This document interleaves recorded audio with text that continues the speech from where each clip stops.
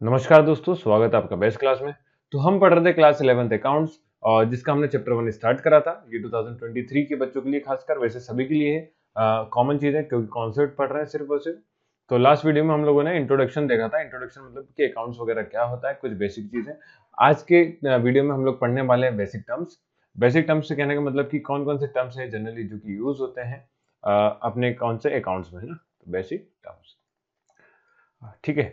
तो 3 वीडियो मैंने बोला था, 3 वीडियो में पूरा हो जाएगा। तो आज के वीडियो में बेसिक टर्म्स पढ़ेंगे और इसके बाद नेक्स्ट वीडियो में कुछ प्रिंसिपल्स बचते हैं तो वो पढ़ेंगे। तो ये कुछ पीडीएफ है। मैं पीडीएफ आपको आगे तो शेयर कर दूंगा। शेयर करने के लिए आप मुझे टेलीग्राम चैनल पे नीचे फॉलो कर सकते हैं। डिस्क्रिप्शन बॉक्स में मैंने उसकी लिंक दी हुई है। साथ में आप मुझे सोशल मीडिया फॉलो कर लीजिए जिससे कि अपडेट वगैरह आपको मिलते रहे। तो चलिए शुरू करते हैं बेसिक टर्म्स में। तो बेसिक टर्म्स कहने का मतलब ये कि कौन कौन से वर्ड्स है, इसी भाषा में बोले तो वर्ड्स होते हैं। टर्म्स मतलब क्या, वर्ड्स हैं जिनका अकाउंट्स में यूज होता है।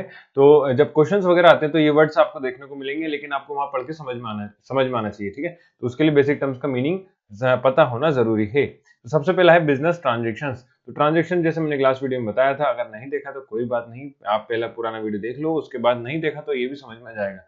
ट्रांजेक्शन मतलब होता है लेन देन।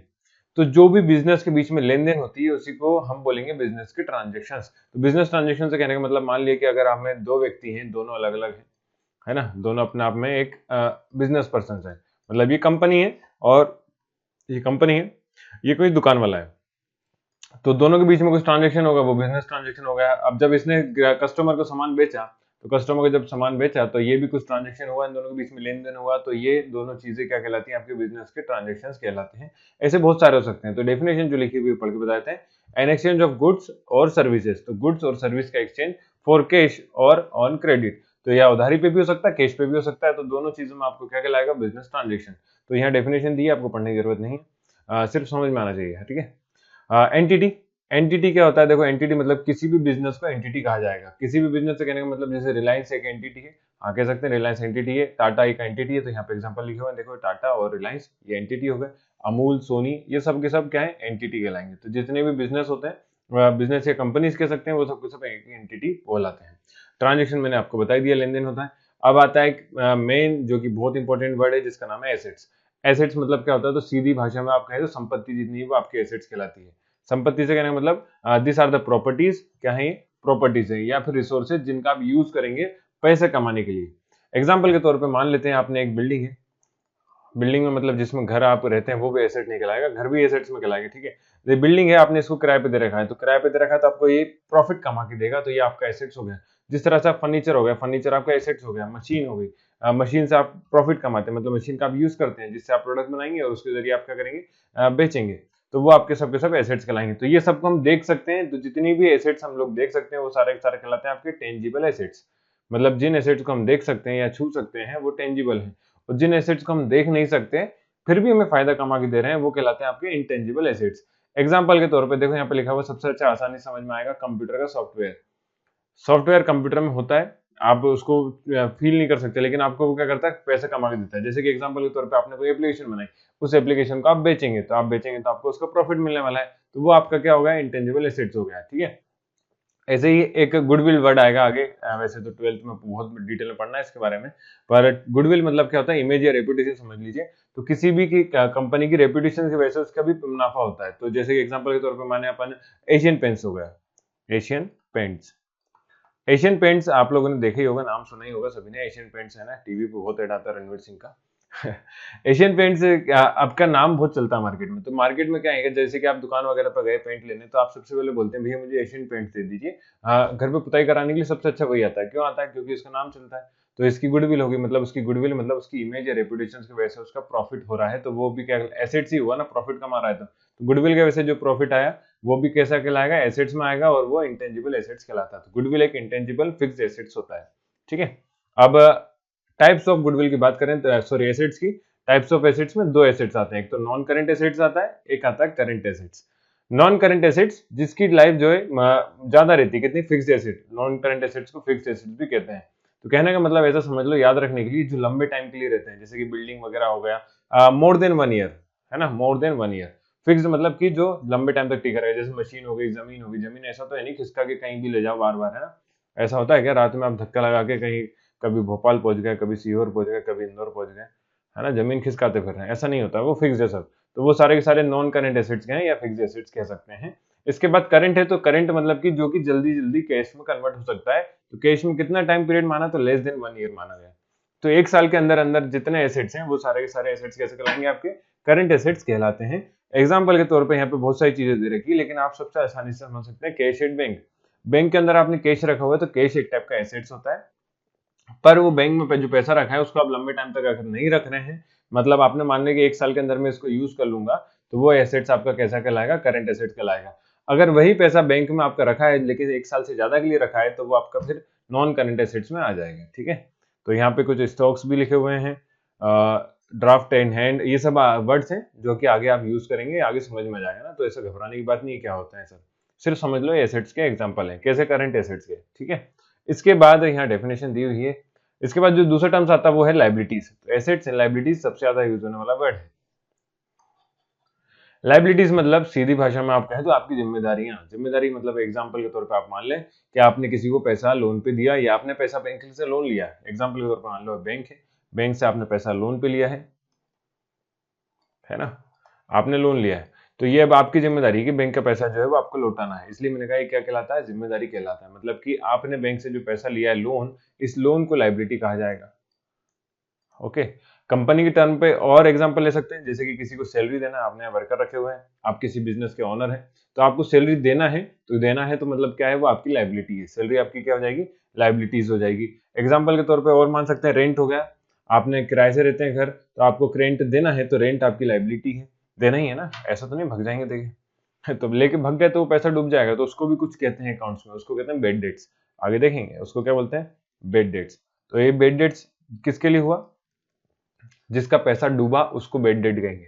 मतलब आप पैसा लेके भाग गए ना, तो जो भी मकान मालिक था उसके लिए बेड डेट कहलाएगा वो। ठीक है, आगे और समझ में आएगा, धीरे धीरे, टेंशन मत, आराम से चिल, है ना। लाइबिलिटी समझ में आए तो यहाँ पे डेफिनेशन क्या लिखी है, डेफिनेशन लिखिए, दिस आर सर्टेन ऑब्लिगेशंस और dues which firm has to pay, जिसको फर्म को पे करना होता है। Liability can be divide into, liability भी दो टाइप की हो सकती है, नॉन करंट और करंट। नॉन करंट से मतलब कि जो लाइबिलिटीज 1 साल से ज्यादा के लिए हैं, तो वो कैसे कहलाएंगे, आपकी नॉन करंट लाइबिलिटी। और जो 1 साल से कम के लिए हैं वो कहलाएंगे करंट, जिस तरह से एसेट्स में था। तो less than 1 year, less than 1 year के लिए जो होती हैं वो करंट लाइबिलिटीज हैं, और मोर देन 1 ईयर है वो आपकी नॉन करंट है। जैसे कि बैंक से आपने लोन लिया है 5 साल के लिए, 5 ईयर के लिए, तो वो आपका कहलाएगा नॉन करंट लाइबिलिटी। अब बैंक लोन करंट लाइबिलिटी में भी आ सकता है कि अगर आपने 6 महीने के लिए लोन लिया, बस फॉर 6 मंथ, 6 मंथ के लिए लोन मिलता है क्या, वैसे बहुत नहीं मिलता है ऐसा, था है ना। तो वो क्या कहलाएगा आपका, लेकिन फिर वहां पे उस कंडीशन में आ जाएगा आपका करंट लाइबिलिटी के अंदर। तो उम्मीद करता हूँ सभी को यहाँ तक समझ में आ गया होगा। अगर आया तो लाइक जरूर करना भाई, वीडियो शेयर दोस्तों के साथ कर दो कि अपन ने पढ़ाई चालू कर दी है 11th की, है ना। बेसिक चीजें, कॉन्सेप्ट सभी को काम आने वाले हैं। तो आप कोई सी भी बुक से पढ़ रहे हो, कोई सी भी बोर्ड्स के हो, सभी को ये टर्म्स पढ़ना ही पढ़ना है, हर बुक में दिए हुए हैं। ठीक है, तो घबराने की बात नहीं है। चलो इसके बाद अगला टर्म देखते हैं। टर्म कहें या वर्ड कह सकते हैं आप लोग, आसान भाषा में शब्द, कौन कौन से शब्द यूज होते हैं, है ना, या टर्म्स कहते हैं उसे वैसे तो। ठीक है, पर समझने के लिए क्या है, वर्ड्स, कौन कौन से वर्ड्स अकाउंट्स में यूज होते हैं। तो जनरली ये वाले वर्ड्स हैं जितने, वो सब यूज होते हैं। और अब आते हैं अपन ट्रेड रिसीवेबल्स। अब ट्रेड रिसीवेबल से पहले मैं आपको एक वर्ड बताता हूँ, डेटर। डेटर और एक होता है क्रेडिटर। तो यहाँ पे इसको समझने का बहुत सिंपल सा तरीका ये है कि पेन का पॉइंटर अपन चेंज कर लें जरा। हाँ जी, देखो दो व्यक्ति हैं, एक ने पैसा लिया है, एक ने पैसा दिया है। तो ये मान लेते हैं ए, ये हो गया बी। ए ने पैसा दिया है बी को, तो एग्जांपल के तौर पे एक तो ये हो गया, तो ये जिसने पैसा दिया है वो क्रेडिटर कहलाता है, वो कहलाता है क्रेडिटर। और जिसने पैसा लिया है ना वो डेटर कहलाता है, वो कहलाता है आपका डेटर। तो एक हो गया क्रेडिटर, एक हो गया आपका डेटर। एग्जाम्पल हमने अभी थोड़ी देर पहले देखा था बैंक का। तो बैंक से आपने अगर लोन लिया है तो बैंक उस कंडीशन में हो गया आपका क्रेडिटर, और जो व्यक्ति है जिसने लोन लिया है वो हो गया आपका डेटर। तो व्यक्ति को कहेंगे या फर्म को कहेंगे या एंटिटी को कहा जाता है, सॉरी डेटर, क्रेडिटर लिख दिया मैंने, इसको कहेंगे डेटर। तो इससे इजी तो हो नहीं सकता, ये समझ में तो आ ही गया होगा, मतलब पूरा ही मिट गया हो। हाँ जी भैया, तो देखो डेफिनेशन लिखिए, there are person who owns an enterprise an amount for buying goods and service on credit. तो ये किसने कह रहा है, उधारी पे पैसा लिया, amount buying goods and service on credit. ठीक है, जिसने पैसा लिया है। अब बिल रिसीवेबल, तो उसके साथ में उसको ये बिल रिसीवेबल बिल पेबल क्या होता है, ये अब आगे एक चैप्टर है पूरा पूरा 11th में, वो उसमें जाके समझेंगे ना। तो अभी आप केवल डेटर सीख लो और क्रेडिटर सीख लो, ये ट्रेड रिसीवेबल ट्रेड पेबल ये सब बाद में बताऊंगा मैं, टेंशन नो। 11th में देखो ये बेसिक टर्म्स है, मतलब बेसिक वर्ड्स है, ये तो आपको पता ही होना चाहिए। इसके अलावा चैप्टर्स भी आएंगे आगे, तो उस चैप्टर्स में भी बहुत सारे वर्ड्स आपको पता चलने वाले हैं, ठीक है। तो जैसे जैसे अकाउंट्स में अपन आगे बढ़ते जाएंगे, आपको धीरे धीरे चीजें क्लियर होती जाएंगी। तो ये सब नया है, इसलिए आपको एक दो बार पढ़ना ही पड़ेगा। तो मैंने आपको क्या बोला, नीचे मैंने डिस्क्रिप्शन बॉक्स में टेलीग्राम की लिंक दी है, टेलीग्राम ज्वाइन कर लो, वहां पे मैं पीडीएफ को शेयर कर दूंगा, साथ में और भी इन्फॉर्मेशन जो रहती है वो शेयर कर दी जाएगी, ठीक है। हाँ जी, तो अब आते हैं अगला वर्ड। एक तो होगा डेटर होगा, दूसरा होगा क्रेडिटर। तो क्रेडिटर की डेफिनेशन बता दी थी मैंने, क्रेडिटर की ओर देख लीजिए। Who have to be paid by enterprises an amount for providing enterprises goods and service on credit. तो जिसने क्रेडिट पे दिया है वो आपके पर्सन क्या कहलाते हैं, क्रेडिटर कहलाते हैं। अगले टर्म से आपका कैपिटल।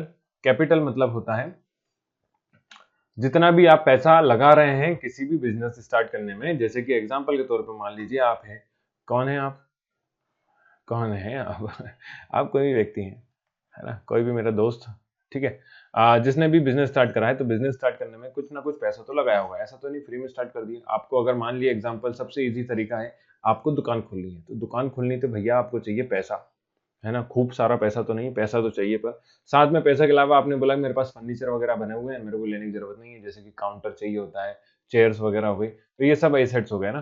तो ये एसेट्स भी आपने लगा दिए साथ में, और जो आपके पास अमाउंट कैश था, कैश भी लगा दिया आपने।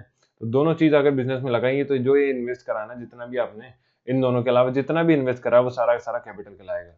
तो एक इसको हिंदी में पूंजी कहते हैं, इसलिए कि पूंजी कितनी लगाई भैया आपने, ठीक है। तो आप कैपिटल मतलब जितना भी बिजनेस स्टार्ट करने में पैसा लगा है, वो सबका सब क्या कहलाता है, आपका कैपिटल कहलाता है। तो it is essential investment for commencement of every business. तो इन्वेस्टमेंट कह सकते हैं, क्या कह सकते हैं, इन्वेस्टमेंट। तो कोई भी बिजनेस स्टार्ट करने में जितना भी इन्वेस्ट करा गया है, वो आपका कैपिटल कहलाता है, ठीक है। इसके बाद आता है सेल्स। तो सेल्स सभी को पता है कि सेल्स क्या होता है, आपने कुछ सामान बेचना है, तो in which goods are delivered to the customer, customer को बेचना सेल्स कहलाता है। तो ये सेल्स उधार में भी हो सकता है, और कैश भी हो सकता है, और उधार। क्रेडिट मतलब होता है उधार, है ना, ये क्या होता है, उधार। तो उधार में भी हो सकता है, कैश में भी हो सकता है। इसके बाद अगला टर्म है रेवेन्यू। तो रेवेन्यू तो आपको पता ही है, जब आप सामान बेच रहे हैं तो कुछ ना कुछ इनकम होगी। तो सामान बेचने पे जो इनकम हुई है उसको क्या बोला जाएगा, जैसे देखो, earn by selling A product. आपने ऊपर थोड़ी देर पहले सामान बेचा था, earn by selling A product. Product को बेचने पे जो भी इनकम हुई है वो आपकी कहलाएगी, रेवेन्यू कहलाएगी। एक्सपेंस और एक्सपेंडिचर, ये दो वर्ड्स हैं, बहुत कंफ्यूजिंग होते हैं। तो एक्सपेंस मतलब क्या होता है कि आपने खर्चा करा ना जितना भी, लेकिन वो काय के लिए होता है, आपने कंज्यूम करने के लिए, यूज करने के लिए, तो वो खर्चा आपका एक्सपेंस कहलाता है। जैसे कि आपने known as cost of assets consume, आपने मशीन खरीद के लाया भैया, ठीक है, आपने क्या करा, एक मशीन खरीद के लाया, तो वो आपका खर्चा हो गया, उससे आपको बाद में मिलेगा, है। और सर्विस विच इज यूज्ड, आपने यूज कर ली, तो वो आपका खर्चा क्या कहलाएगा, एक्सपेंस कहलाएगा। पर एक्सपेंडिचर की बात करें तो ऐसा खर्चा जो आपको आगे जाके प्रॉफिट कमा के दे, तो वो होता है आपका एक्सपेंडिचर। तो it mean spending money for some benefit. तो कुछ फायदे के लिए आपने एक्सपेंस खर्चा करा है, तो वो एक्सपेंडिचर कहलाता है। पर आपने कुछ कंज्यूम करने के लिए खर्चा करा है, तो वो एक्सपेंस कहलाता है, ठीक है। एक्सपेंडिचर और एक्सपेंस। यही बात करते हैं प्रॉफिट की। तो प्रॉफिट क्या होता है, देखो, दो प्रॉफिट समझने का सिंपल सा तरीका, एक होता है खर्चा करना अपना, है ना। तो आपने मान लिया कि 1500 का खर्चा करा, ठीक है, और आपको घर से मिले थे 2000 रुपए। तो जो 2000 रुपए आपको मिले थे, 2000 है ना, 2000 आपने, और खर्चा कितना कर दिया, 1500। तो 500 जो बचता है ना एक्स्ट्रा, वो आपका प्रॉफिट है, प्रॉफिट। तो देखो लिखा एक्सेस ऑफ रेवेन्यू। रेवेन्यू का एक्सेस मतलब कि इनकम का ज्यादा होना, ओवर एक्सपेंस, एक्सपेंस के कंपैरिजन में। एक्सपेंस के कंपैरिजन में रेवेन्यू का ज्यादा होना, आपका जो भी बचता है वो आपका क्या कहलाएगा, प्रॉफिट कहलाएगा। गेन की बात करें तो जितना भी आपका ट्रांजेक्शन पे आपको मिला है, मतलब कि आपने एसेट्स वगैरह बेचे या सेल्स करी थी, अभी थोड़ी देर पहले हमने देखा था, सेल्स वगैरह करी थी ना। यहाँ पे सेल्स में क्या करते हैं, सामान को बेचना होता है, कस्टमर को डिलीवर करना होता है। तो जब भी हमने कुछ चीज बेच रहे हैं, जैसे कि एग्जांपल के तौर पे सेल्स ऑफ फिक्स्ड एसेट्स, कुछ फिक्स्ड एसेट्स को बेच दिया, तो जो मिलेगा वो सीधे हमें गेन कहलाएगा। क्या कहलाएगा, गेन। मिलना कह सकते हैं, आप क्या कह सकते हैं, मिलने को जो भी मिलेगा उसको गेन कहेंगे।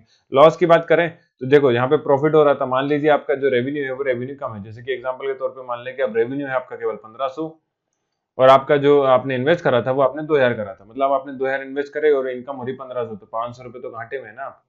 तो ये घाटे को लॉस क्या बोलते हैं, लॉस। डिस्काउंट की बात करते हैं, डिस्काउंट सभी को पता ही होगा कि कुछ ना कुछ एसेट्स वगैरह पे प्रॉफिट दिया जाता है, अमाउंट कैसे, प्राइस के ऊपर। जैसे एग्जांपल के तौर पे आप लोग जीन्स खरीदने गए, तो जीन्स का प्राइस है 1000 रुपये, पर वहां लिखा था 10% ऑफ। तो ये 10% ऑफ मतलब 10 रुपये छूट है, ये 10 रुपये की जो छूट है उसी को डिस्काउंट कहेंगे। ठीक है। वाउचर, अगला टर्म है आपका वाउचर। वाउचर सिंपल सा है, बिल वगैरह जब लेते हैं आप लोग, तो जो बिल है मतलब आपके पास एक एविडेंस है कि आपने क्या करा, सामान खरीदा है, तो प्रूफ हो गया, तो जो प्रूफ होगा वही आपका वाउचर कहलाता है। तो it is known as evidence in support of transaction. तो जब भी ट्रांजेक्शन कंप्लीट हुआ तो आपने क्या करा, एक प्रूफ ले लिया, बिल ले लिया। बिल के अलावा और कुछ भी हो सकता है, जरूरी नहीं बिल ही हो, ऑनलाइन इनवॉइस भी मिलता है आजकल, तो वो आपका क्या कहलाता है, वाउचर कहलाता है। गुड्स, अभी बताया आपको, सारा सामान वगैरह जितना भी है वो गुड्स कहलाता है। तो it refer all tangible goods, tangible मतलब जिसको हम छू सकते हैं, वो सब के सब आपके क्या कहलाएंगे, गुड्स कहलाएंगे। रॉ मटेरियल, रॉ मटेरियल मतलब क्या होता है, एग्जांपल लिखा बीच में, कच्चा माल, कच्चा माल। एग्जाम्पल के तौर पे फर्नीचर बनाना है तो सोफा बनाना है, फर्नीचर में भी सोफा बनाना है, तो सोफा बनाने की लकड़ी चाहिए, तो लकड़ी आपका रॉ मटेरियल हो गया। जब आपका सोफा तैयार है तो उसको बोलते हैं फिनिश्ड गुड। ठीक है, ये तो बचपन में पढ़ाओगे। ड्राइंग, ड्राइंग मतलब समझ लो, ड्राइंग मतलब चित्रकला नहीं होती है है ना। आपने क्या करा, बिजनेस में पैसा लगाया था, अभी थोड़ी देर पहले हमने देखा था, आपने क्या करा था, कोई भी बिजनेस में अमाउंट लगाया था, तो इसको आप कैपिटल कह रहे थे।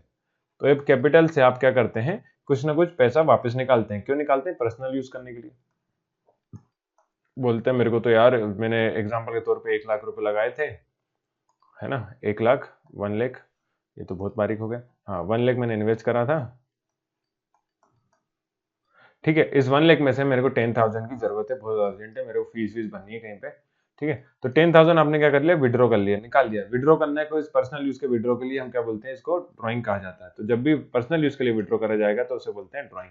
ध्यान रखना, हमेशा पर्सनल यूज के लिए ही होता है केवल ड्राइंग, और कुछ कारण नहीं है। परचेसेस मतलब सामान खरीदना। स्टॉक मतलब सामान है, लेकिन स्टॉक लेकिन दो चीज टाइप के हो सकते हैं, एक तो ओपनिंग स्टॉक होता है, क्लोजिंग स्टॉक होता है। ओपनिंग स्टॉक मतलब कि जब आपने अकाउंटिंग करी जाती है तो अकाउंटिंग में एक टाइम पीरियड चलता है। टाइम पीरियड से मतलब कि 1 ईयर मान लिया, हर साल अब अकाउंटिंग ऐसा तो नहीं डेली करेंगे, तो 1 ईयर जब भी अकाउंटिंग करते हैं तो ओपनिंग डे में पहले दिन जब आपकी स्टॉक रहेगा, जितना स्टॉक आपके पास पहले दिन रहेगा वो ओपनिंग स्टॉक लाएगा। और अकाउंटिंग ईयर मतलब कि 31 दिसंबर मान लिया हमने, आप जब अकाउंटिंग कर रहे हैं 31 दिसंबर आखिरी तारीख हो गई, और ओपनिंग हो गया 1 जनवरी। तो 1 जनवरी को जितना स्टॉक है वो ओपनिंग स्टॉक है, और 31 दिसंबर को जितना स्टॉक है वो आपका क्लोजिंग स्टॉक कहलाता है, और कुछ नहीं है। इसके अलावा बैलेंस शीट है, तो बैलेंस शीट पूरा पूरा हम चैप्टर में पढ़ेंगे आगे, लेकिन इतना ध्यान रख लो कि इसमें दो साइड होते हैं, एक साइड लिखा जाता है लाइबिलिटीज, एक साइड लिखते हैं एसेट्स को। अब आता है आपका एक्सपेंडिचर में, दो टाइप के एक्सपेंडिचर है, एक कैपिटल एक्सपेंडिचर, एक होता है रेवेन्यू एक्सपेंडिचर। तो बस इतना ही है, दो टाइप और है बस।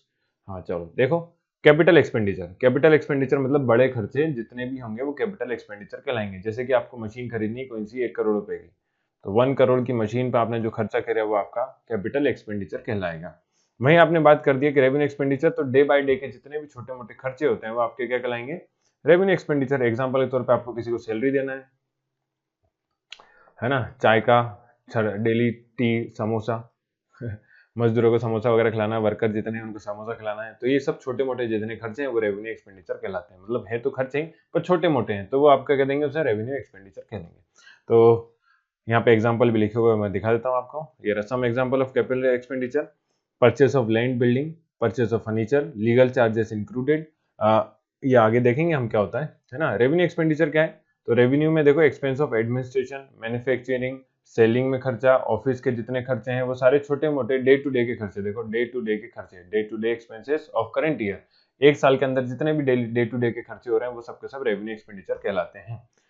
तो बस इतने ही बेसिक टर्म्स है, इसके अलावा जितने भी आगे हम चैप्टर पढ़ते आएंगे मेन तो यही है, पर इसके बाद आगे जो हम पढ़ेंगे तो उसमें थोड़े थोड़े कहीं ना कहीं यूज होंगे, तो उसके हिसाब से आपको टाइम टाइम पे मैं बताते आऊंगा। चलिए देखते हैं, आज के लिए इतना ही करते हैं, देखते क्या है। आज इतना ही करते हैं, नेक्स्ट वीडियो में आपको सारे प्रिंसिपल्स करा दूंगा, तो इतनी ही थ्योरी इस चैप्टर में होने वाली है।